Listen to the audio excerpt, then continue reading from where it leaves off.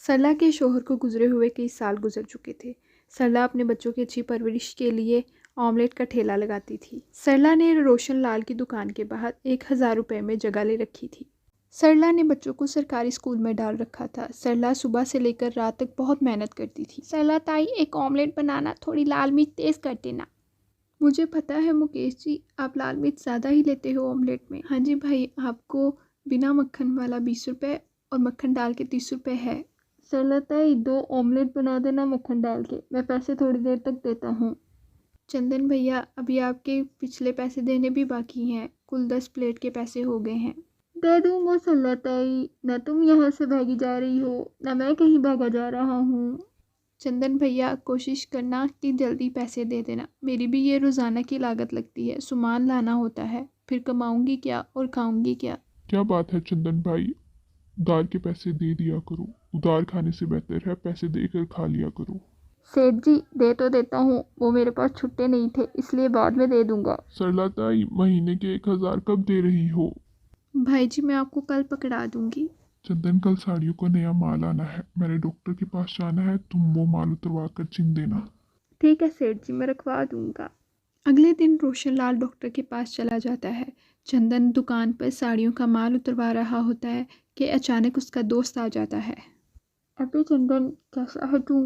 ये पकड़ कार्ड, अगले महीने मेरी शादी है, शादी पे आना तू। और बैठ, मैं तेरे लिए ऑमलेट मंगवाता हूँ, तुझे ऑमलेट पसंद है ना? बैठ, मैं साड़ियों का थोड़ा माल गिन लूँ।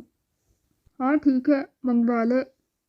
सरला ताई, 2 ऑमलेट देना, मक्खन मार के बढ़िया से। पैसे तो इसकी जेब से निकलते नहीं, अब बस 2 दिन और देखूंगी, फिर मैं इससे अपना हिसाब किताब ख़त्म कर लूँगी। यह तुम्हारा ऑमलेट ब्रेड। सरला ताई, करता हूँ मैं हिसाब 1-2 दिन में है। चंदन और मदन दोनों ऑमलेट खाने लगते हैं। मदन चला जाता है वहाँ से, तभी रोशन लाल आ जाता है। चंदन, साड़ियों का माल गिन लिया, 250 पीस आए होंगे। मैं भी गिन के ही लगा रहा था सेठ जी, इसमें 5 पीस कम है, मैंने 2.5 पीस गिन के ही तो उतारे थे।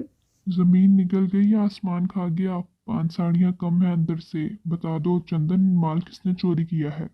मैं आपका कितना पुराना नौकर हूँ सेठ जी, आज तक मेरे होते हुए कभी चोरी नहीं हुई। 1 मिनट सेठ जी, मुझे पता है ये चोरी किसने की है। जब मैं अपने दोस्त को साड़ियाँ दिखा रहा था तो सरला ताई आई थी ऑमलेट लेकर। मुझे लगता है सरला ताई का ही काम है ये। सरला ताई, जरा थैला छोड़कर इधर आना। क्या बात है भाई, आपने बुलाया? ठेले पर ग्राहक खड़े हैं।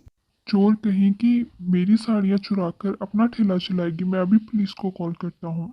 नहीं भैया, मैंने कोई साड़ी चोरी नहीं की, मैं भला क्यों साड़ियाँ चोरी करूँगी आपकी दुकान से। मुझे तो कुछ भी नहीं पता इस बारे में। सरला ताई, तू ही तो लेकर आई थी ना ऑमलेट ब्रेड। जब मैं साड़ियाँ गिन के रख रहा था, उनमें से 5 साड़ियाँ कम हुई हैं, वो साड़ियाँ तूने ही उठाई हैं सरला ताई। चंदन, पुलिस को फोन मिलाओ। भैया जी, ऐसे मत करो, मेरे छोटे छोटे बच्चे राह देख रहे होंगे, मुझे घर जाना है, मुझे माफ़ कर दो, मैंने कोई चोरी नहीं की है। ठीक है, मैं नहीं बुलाता हूँ पुलिस को। तू मुझे 2000 दे और आगे से मुझे मेरी दुकान के बाहर नज़र मत आना। यहाँ से ठेला उठा कहीं और चली जा, और अगले महीने तू मुझे 8000 मेरी साड़ियों का देगी। सरला ताई फूट फूट कर रोने लगी और 2000 रुपये रोशन लाल के हाथ में पकड़ा दिए और उसकी दुकान के बाहर से ठेला लेकर कहीं और चली गई। सरला ताई पर लगा हुआ इल्ज़ाम सोच सोच कर बहुत परेशान। सरला ताई सड़क के किनारे एक कॉलोनी में ठेला लगा लेती है, पर पहले ठेला उसका बाजार के दरमियान में था। ग्राहक बहुत आ जाते थे, पर यहाँ ग्राहक नहीं आते थे, उसका काम बहुत रुक गया था और ऊपर से जगह के भी 2000 रुपये और देने पड़ते थे। सरला ताई बहुत परेशान रहने लग गई थी। ऊपर से उसका मन बहुत ख़राब था कि उस पर चोरी का इल्ज़ाम लगा हुआ था। वो ज़्यादा कुछ बोल भी नहीं सकती थी, उसे बच्चों की बहुत चिंता थी। कुछ दिन बाद, माँ, मेरा स्कूल का स्वेटर छोटा हो गया है, मुझे नया स्वेटर ला दो माँ। माँ, मेरे भी जूते फट गए हैं, देखो मेरे पाँव में खट पड़ गई हैं। क्या करूँ, कहाँ से पैसों का इंतज़ाम करूँ? अगले महीने रोशन लाल को भी 8000 देना पड़ेगा। बहुत परेशान हूँ मैं। कुछ दिनों बाद, अगले दिन उसको वापसी में थोड़ी देर हो जाती है। पता ही नहीं चला, रात बहुत हो गई है, जल्दी से अपने ठेले का सामान बांध लेती हूँ। बहुत अंधेरा है यहाँ तो, लगता है खंबे की लाइट गई हुई है। अरे, रोशन लाल की दुकान अभी तक खुली हुई है, पर अंधेरा क्यों है यहाँ पर? अरे चंदन, ये क्या कर रहा है अपने दोस्त के साथ, वो भी इस टाइम? ये इतनी रात में दुकान की साड़ियाँ गाड़ी में क्यों रख रहा है? मैं ज़रा कॉल करती हूँ चंदन लाल को। सरला रोशन लाल के फ़ोन पे कॉल करती है और सारी बात बताती है रोशन लाल को, और वो सरला के कहने पर दुकान पहुँचता है। अरे सेठ जी, आप इस टाइम यहाँ? मैं दुकान पर माल चेक कर रहा था।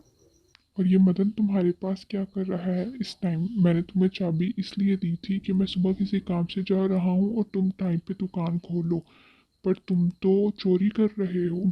वो तो अच्छा था कि सरलाताई ने तुम्हें देख लिया और मुझे फ़ौरन से फ़ोन कर दिया। अगर सरलाताई मुझे ना बताती, तुम तो ऐसे ही मेरी आंखों में धूल टोक कर साड़ियाँ चोरी करते रहते। आज हकीकत सामने आ गई। रोशन लाल पुलिस को फ़ोन कर देता है। वो चंदन और मदन को पकड़कर ले जाती है। चंदन पुलिस के सामने सब उगल देता है कि वो पिछले कई साल से इसी तरह साड़ियाँ चोरी कर रहा है और उसी ने खुद को बचाने के लिए सरलाताई पर झूठा इल्ज़ाम लगाया साड़ियों का। पुलिस दोनों को पकड़कर ले जाती है। सरलाताई, मुझे माफ़ कर दो। अगर आज तुम ना होती तो पता नहीं ये दोनों मेरी पूरी दुकान को लूट चुके होते। तुम्हारा बहुत बहुत शुक्रिया सरलाताई। मैंने तुम्हारे साथ इतना बुरा किया और तुमने फिर भी मेरी मदद की। तुम्हें कहीं और जाने की ज़रूरत नहीं है। तुम दोबारा से मेरी दुकान के बाहर ठेला लगा सकती हो और तुम पैसे भी नहीं दोगी। तुम फ्री में ठेला लगाओगी सरलाताई। मुझे तो तुम्हारे जैसे ईमानदार लोगों की ज़रूरत है। भैया जी, आप मुझसे माफ़ी मत मांगिए। कभी हम बिना देखे ही यकीन कर लेते हैं। जब तक अपनी आंखों से सच ना देखो, यकीन नहीं करना चाहिए किसी भी बात का। शुक्र है भैया जी आपका। मैं अब दोबारा फिर से आपकी दुकान के बाहर ठेला लगाऊंगी और मेरे ग्राहक सब के सब वापस आ जाएंगे और मेरा काम दोबारा फिर चल पड़ेगा। सरलाताई दोबारा फिर रोशन लाल की दुकान के बाहर अपना ठेला लगा लेती है और उसके बंधे हुए ग्राहक वापस आ जाते हैं और एक गरीब ऑमलेट वाले को सच्चाई का फल मिल जाता है।